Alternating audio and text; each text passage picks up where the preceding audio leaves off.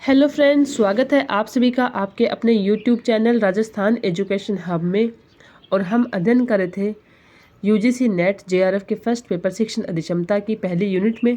और आज हम अध्ययन करेंगे उसमें एक छोटा सा टॉपिक है शिक्षण सहायक सामग्री, जो कि बहुत आसान भी है लेकिन जो कई बार है इसमें एक अच्छे क्वेश्चंस बन जाते हैं। तो आज देखते हैं शिक्षण सहायक सामग्री। ये सभी को पता है कि शिक्षण सहायक सामग्री जो है मुख्यतः 3 भागों में बटे होते हैं: श्रव्य साधन, दृश्य साधन और श्रव्य दृश्य साधन। लेकिन इसमें जो चीज़ें मिक्स हो जाती है तो आज थोड़ी सी वो देखेंगे और इनमें जो क्या क्या क्वेश्चन बन सकते हैं सिर्फ क्वेश्चंस के अकॉर्डिंग हम अध्ययन करेंगे। तो श्रव्य साधन में देखिए आते हैं radio, tape recorder, gramophone, digital audio player. ठीक है, तो अब देखिए इसमें क्या है, रेडियो से इम्पोर्टेंट 2 चीज़ें आती है, एक आकाशवाणी और एक आता है विविध भारती। तो इन दोनों की शुरुआत कब होती है, सिर्फ आपको वो डेट ध्यान रखनी है कि आकाशवाणी की होती है 1936 में और विविध भारती होती है, विविध भारती की स्थापना होती है 57 में। तो ये 2 डेट याद रखनी है आपको। टेप रिकॉर्डर से संबंधित आपको एक क्वेश्चन यहाँ ये बनता है कि निदानात्मक और उपचारात्मक दोनों चीज़ों में, दोनों शिक्षा में टेप रिकॉर्डर का यूज़ किया जाता है। तो रेडियो से संबंधित 2 क्वेश्चन आते हैं कि आकाशवाणी और विविध भारती की स्थापना, और टेप रिकॉर्डर से संबंधित ये आ सकता है कि निदानात्मक और उपचारात्मक शिक्षा के लिए कौन से श्रव्य साधन का उपयोग किया जाता है, तो वो हो जाएगा टेप रिकॉर्डर। और ग्रामोफोन जो होता है इसका यूज़ किस लिए होता है कि छात्रों को उच्चारण के शुद्धिकरण में, कि छात्रों के उच्चारण के शुद्धिकरण में कौन से श्रव्य साधन का उपयोग किया जाता है, तो वो है ग्रामोफोन। तो ये सिर्फ 2-3 चीज़ें हैं जो रेड पेन से मैंने नोट की है, बहुत इंपॉर्टेंट है, तो ये ध्यान रखिएगा। इसी तरह से अब बात करते हैं हम दृश्य साधन में। अब सबको पता है दृश्य साधन वो होते हैं जो हम अपनी आंखों से देख सकते हैं, जैसे कि रेखा चित्र, चार्ट, मानचित्र, globe, model, slides, graph, flash cards, पत्र पत्रिकाएं, पावर पॉइंट, 3D मॉडल, ये सब।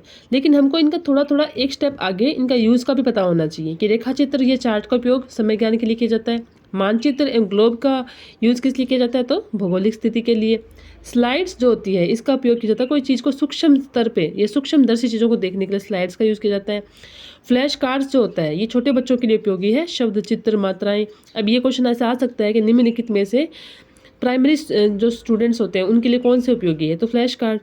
पत्र पत्रिकाएं जो होती है ये होती है बोधगम्य क्षमता बढ़ाने के लिए, ये तो ये बड़ी कक्षाओं में इंपॉर्टेंट रहते हैं। तो इस तरह से ये है दृश्य साधन। अब बात करेंगे श्रव्य दृश्य साधन के बारे में। तो इसमें आते हैं television, computer, multimedia, black board, display board, चलचित्र, सिनेमा, संवाद सामग्री, विजुअल पेन टेप और मैग्नेटिक बोर्ड। ये सब वो हैं कि जो श्रव्य अदृश्य यानी कि जिनको देख भी सकते हैं और सुन भी सकते हैं। तो इस तरह से हमने आज की इस क्लास में सबसे पहले अध्ययन किया शिक्षण सहायक सामग्री। एक चीज़ यहाँ पे और इम्पोर्टेंट है कि एडगल डेल के अनुसार दृश्य श्रव्य सामग्री ये कब दिया था, तो ये सिद्धांत के बारे में पूछ सकते हैं, तो 1960 में। ठीक है, तो दृश्य श्रव्य सामग्री का जो एक सिद्धांत पूछ लिए तो वो एडगर डेल के अकॉर्डिंग है और इन्होंने दिया था ये 1960 में। अब हम बात करते हैं नेक्स्ट, हमारा जो टॉपिक है वो है शिक्षण की विधियाँ। तो शिक्षण की विधियाँ कैसी होनी चाहिए, तो एक तो आती है शिक्षक केंद्रित और एक आती है शिक्षार्थी केंद्रित विधि।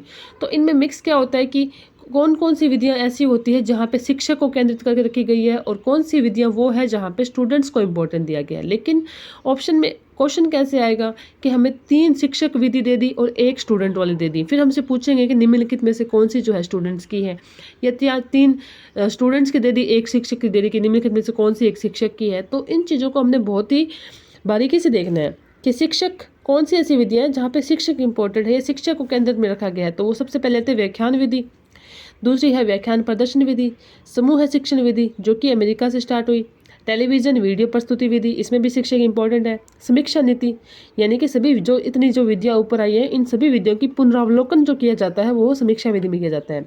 इसके अलावा प्रश्नोत्तर शिक्षण नीति विधि ये दी गई थी सुकरात के द्वारा, या इसे सुकराती विधि भी कहते हैं। तो ये है मुख्य शिक्षक केंद्रित विधि। अब नेक्स्ट आती है हमारी शिक्षार्थी केंद्रित विधि।